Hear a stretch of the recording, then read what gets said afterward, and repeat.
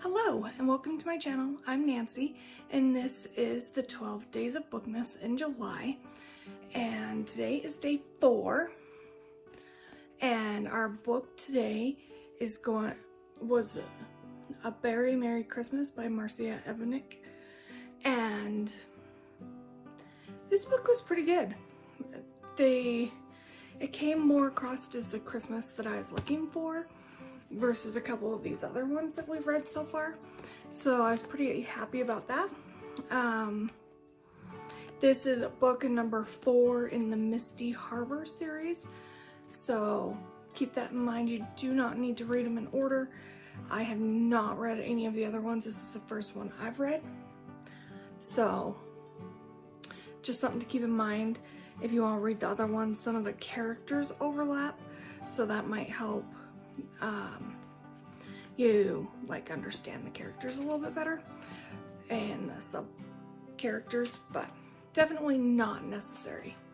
So to give you the general synopsis of the book, Amber is the main female character. She is a young widow who moves from Boston to help her aunt run her berry shop on Main Street in Misty Harbor.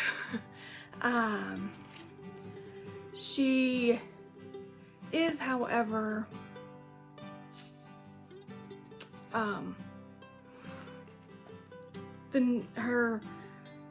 her ad campaign makes it so that she is really busy, and she's worried that she's not going to be able to get all the orders fulfilled for the Christmas ad campaign that's made the jams and jellies at the store, like the hottest item needed for the Christmas season. And so she's just really frazzled and trying to figure out how to make it all work. And that's kind of the general on her. Ian's the main male character. He is her late husband's best friend, and they own the ad campaign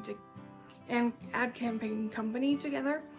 And he comes to town to check up on her, which is sweet, but also to buy her out of the company. But in that time frame, he falls in love with Misty Harbor, and then he's always had a crush on Amber since they were in college, but he never stepped on his best friend's toes.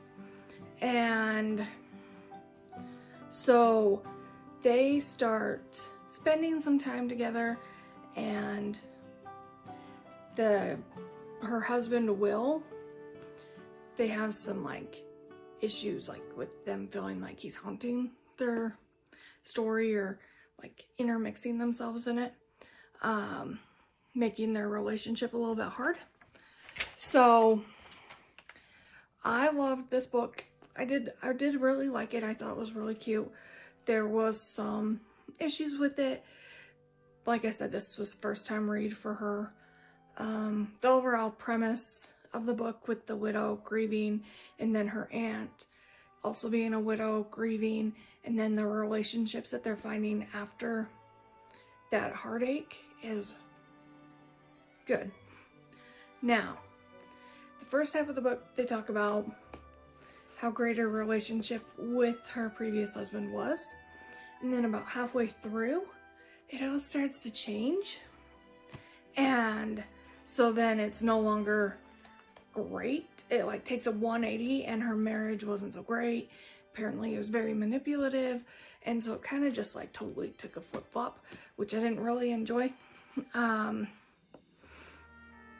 Then the other thing I thought was kind of strange was that Ian did not want to have a relationship with Amber.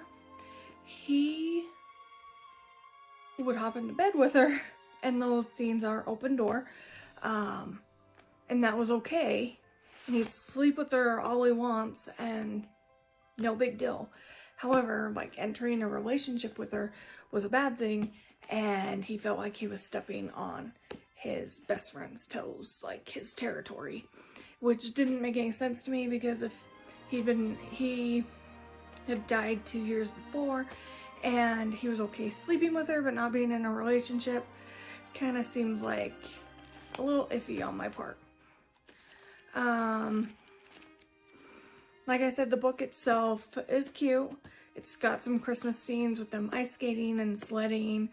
Just general overall Christmas spirit you can definitely feel. There are sex scenes in the book. There's about 3. Yeah, there's 3, maybe 4. But they're not really related to the story so much, so you could skip it if it wasn't something you were interested in reading.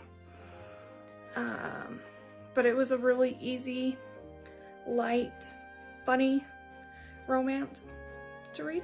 So definitely say I would give it to somebody else to read, but I don't know that it'd be on my like to read again list. With that, with the story flopping, probably give it about a 3.5 stars.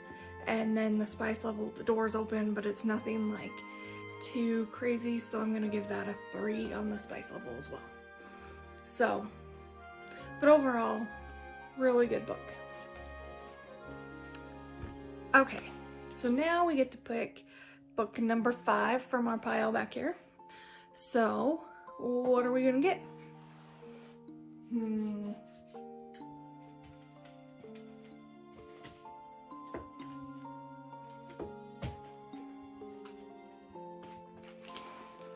Pick this one. Let's see what we get here. It's kind of fun having the books all wrapped because I have no idea what I'm gonna end up reading next, and so that makes it really fun. Looks like we got another Debbie McComber, Small Town Christmas.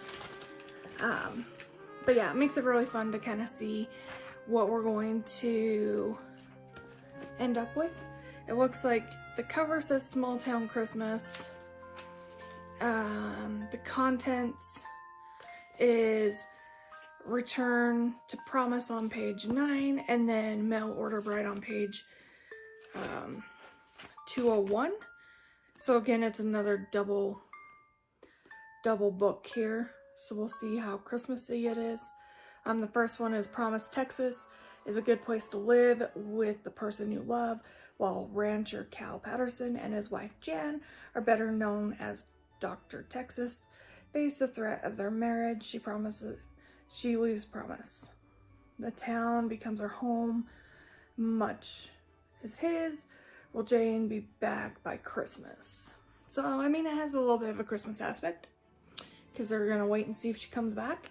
The Golden River, Alaska is in a town that her fiance Carolyn Myers ends up there with her matchmaking aunts on an autumn vacation. Surprisingly, they have something different in mind. Something involves spending a snowy Christmas in handsome Paul Trevor's home as his mail order bride. So, sounds like they're both got a little bit of Christmas aspect, but maybe not as Christmassy as, say, like this, where they're doing Christmas activities. So, we'll give this a try, and we'll see how it goes tomorrow. I'll let you know. Thanks for watching, book friends. Have a great day.